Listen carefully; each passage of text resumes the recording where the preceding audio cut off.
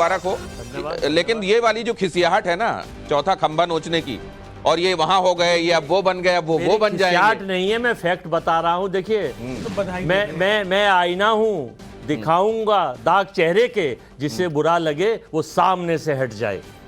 मैं तो बताना चाहता हूं। ये कैसा आईना है आपका जिसमें दाग ही दिखाई देते हैं चेहरे में? कहीं दाग, अगर कोई चेहरा अच्छा भी है वो भी दिखाया कीजिए।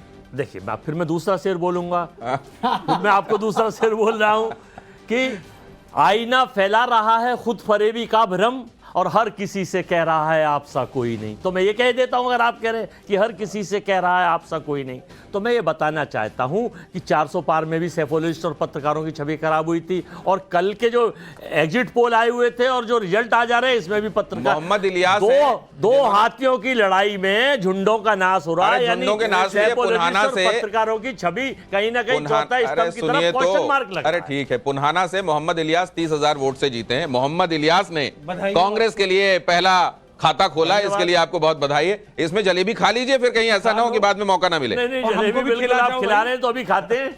जलेबी की तो फैक्ट्री से कलवा के मंगवाएंगे हम। अब आप दोनों की बातों पर प्रदीप क्या कह रहे हैं?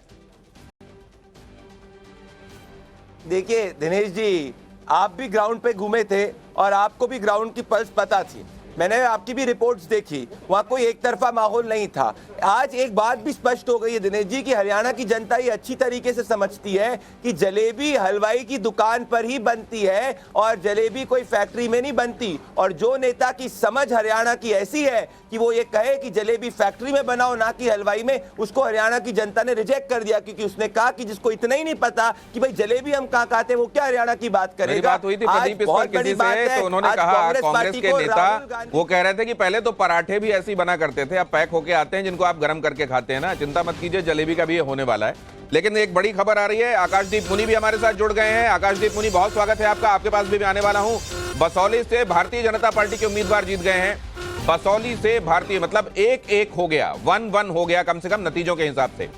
ये बसौली से जम्मू कश्मीर के संदर्भ में अभी मैं आपको बता रहा हूं, बीजेपी उम्मीदवार दर्शन सिंह ने जीत दर्ज की है, और जम्मू कश्मीर का पहला नतीजा आपके सामने यहां स्क्रीन पर। भारतीय जनता पार्टी ने जीत दर्ज की, बीजेपी उम्मीदवार दर्शन सिंह ने बसौली से जीत दर्ज की है।